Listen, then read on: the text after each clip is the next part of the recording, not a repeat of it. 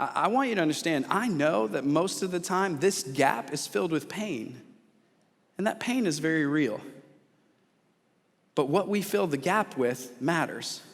And thankfully, God's given us some things to fill the gap with.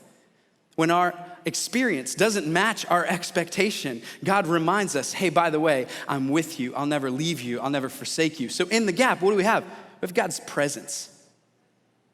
In this gap, we also have God's people.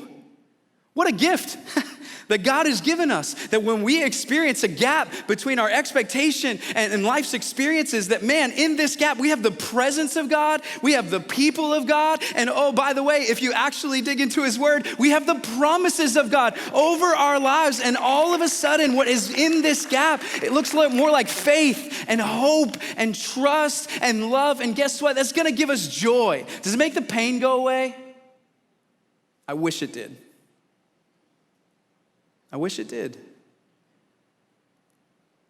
But even in the midst of our struggle, even in the midst of our pain, man, we have the presence of God, we have the people of God, and we have the promise of God that we can cling to no matter what. And when we do, I believe that we begin to experience joy even in the midst of our disappointments.